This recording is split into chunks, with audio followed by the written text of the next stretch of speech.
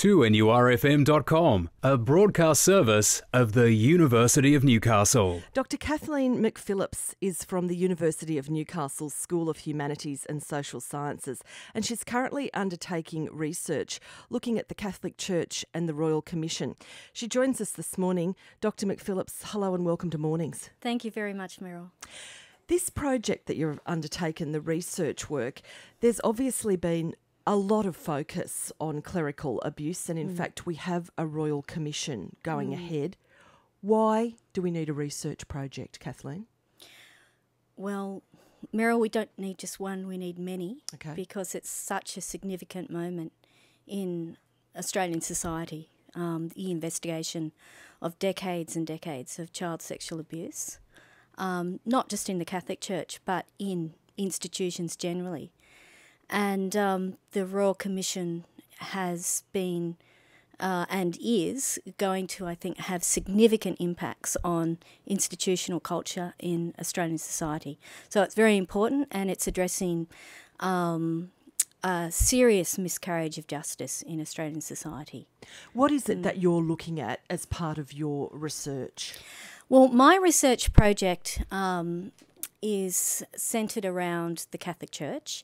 So I'm investigating clerical sexual abuse of children, and I'm particularly interested in a couple of things. The first is the role of the Royal Commission in addressing this. So I'm attending 6 hearings of the Catholic Church. I've been to 3 so far. I have 3 to go.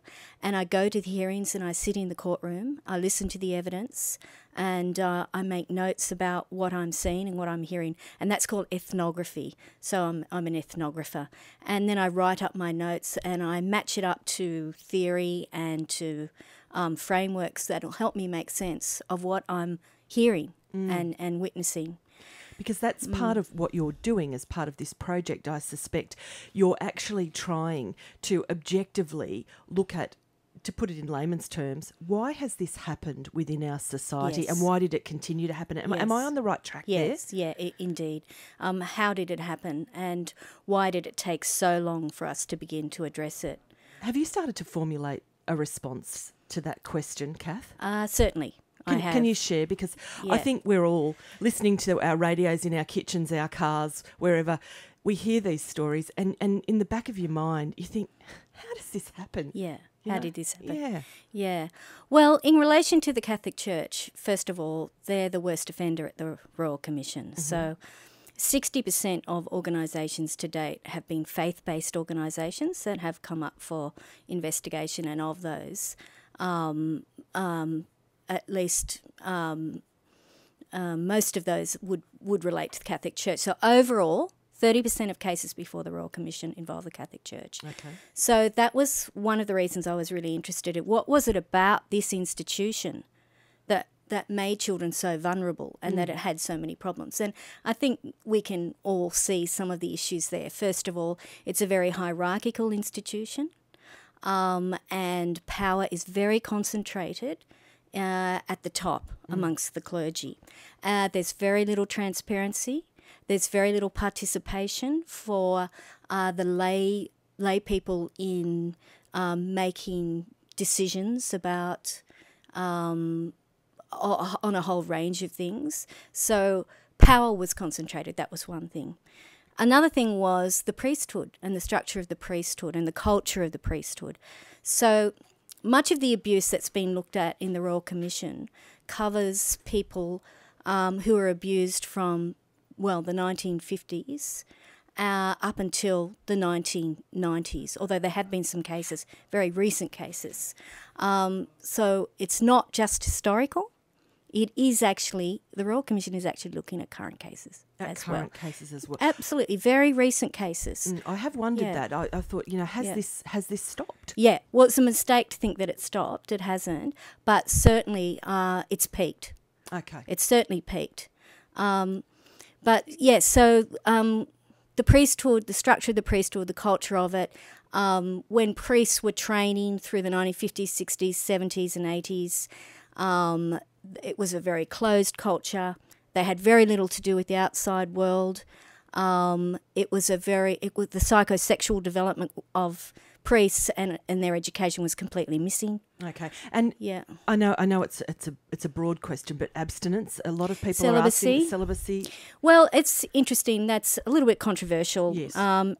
The role or function of celibacy in relation to offending priests is not quite clear, but Okay. there is a general consensus that it does play a part. It's just the extent to which it plays a part is not necessarily clear yet.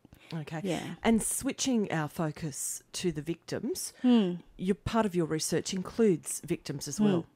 It does. I mean, of course, sitting in the court all day and I'm meeting people and I'm making contacts and hearing people's stories and so on. So that has a very profound effect.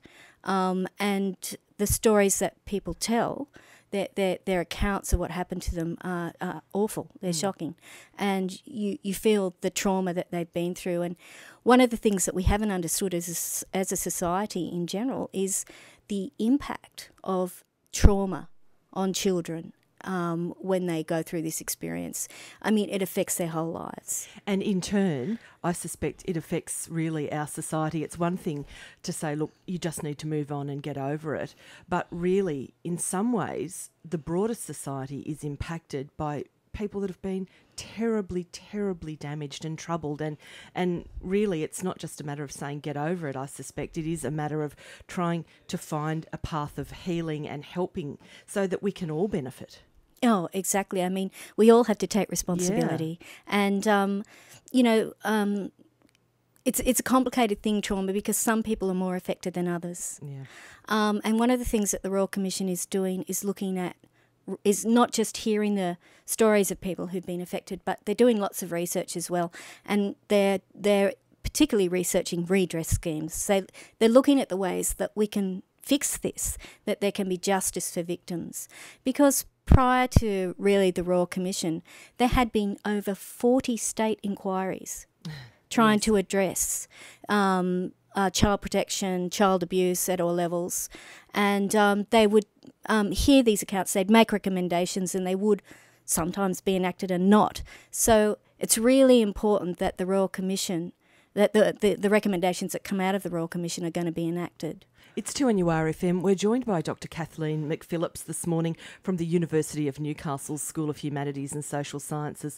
She's currently undertaking a project looking at the Catholic Church and clerical abuse in the Newcastle and Maitland Diocese. Dr. Phillips, where to from here? What do you hope your research will achieve? And I suppose the second point to that question is in a broader framework of the Royal Commission and Australia being a better place.